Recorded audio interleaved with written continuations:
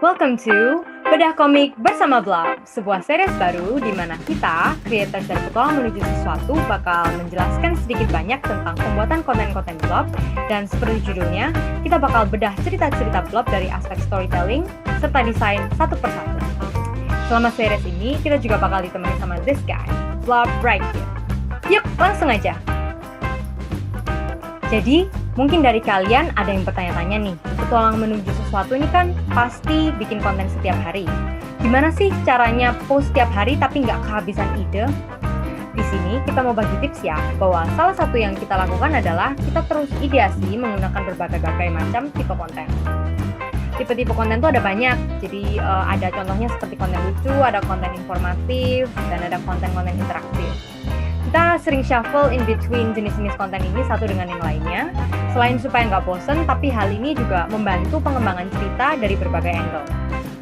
Tapi benernya apa aja sih tipe-tipe yang bisa kita shuffle dan kita explore? Yuk kita bakal mulai bahas dari yang pertama. Pertama adalah jenis konten yang informatif. Konten ini seperti namanya ya, tujuannya adalah menyajikan informasi yang dapat mengedukasi pembaca melalui fakta-fakta yang disampaikan secara langsung. Konten ini biasanya berbobot dan sangat savable. Kenapa? Karena penyampaian edukasi yang ditambah dengan visual yang mendukung ini dapat membuat penjelasannya menjadi lebih mudah dimengerti. Untuk membuat konten informatif seperti ini, salah satu yang perlu kita ingat penting adalah research. Hal ini penting, kenapa? Karena kita sebagai content creator yang bertanggung jawab, kita nggak mau menyampaikan informasi yang salah. Lalu, jenis yang kedua adalah storytelling. Storytelling ini nih kebanyakan dari konten-konten blog kalau kalian lihat di Instagram kita. Jadi konten ini bisa diambil dari pandangan-pandangan atau perspektif baru yang pernah kita pelajari atau simply dari cerita-cerita petualangan yang terinspirasi dari pengalaman-pengalaman kita. Biasanya ceritanya ini fiksi gitu. Storytelling ini sebenarnya sangat-sangat powerful. Why? The science behind that is actually very simple.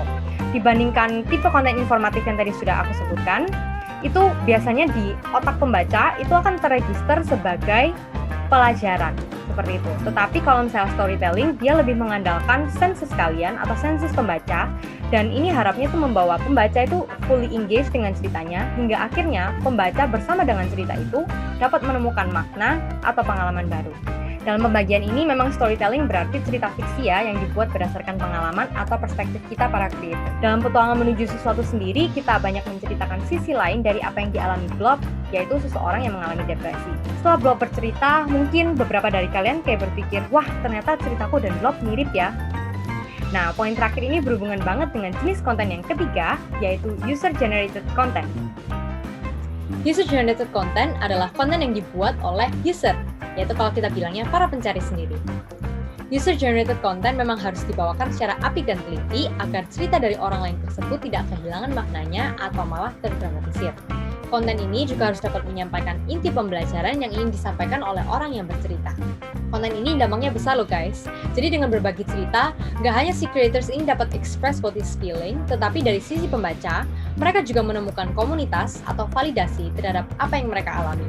Gak jarang juga cerita dari para user yang lain ini dapat menjadi inspirasi untuk teman-teman semua. Do you guys know that lewat Petualangan Menuju Sesuatu, kalian dapat berbagi cerita kalian langsung kepada para pencari yang lain.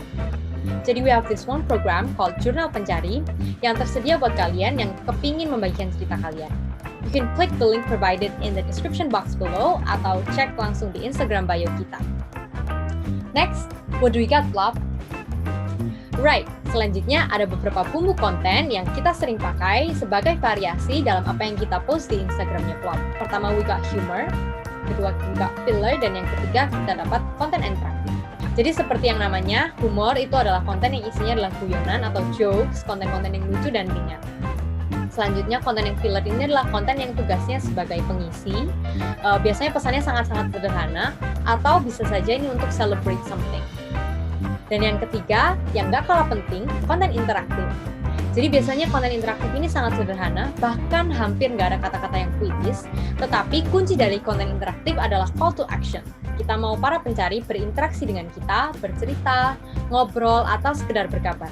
Di seri selanjutnya kita bakal bahas tentang panels and layouts. Gimana sih cuma kotak-kotak panel komik itu sebenarnya bisa diatur untuk benar-benar menyampaikan cerita? Atau bagaimana penataan gambar itu dapat berpengaruh pada perasaan dan penekanan makna? Bakal seru banget sih guys, jadi jangan lupa tungguin Bedah Komik Bareng Blog seri selanjutnya. Also, don't forget to simply like and subscribe, jangan sampai ketinggalan cerita-cerita kita di YouTube channel Petualangan Menuju Sesuatu. Bye-bye!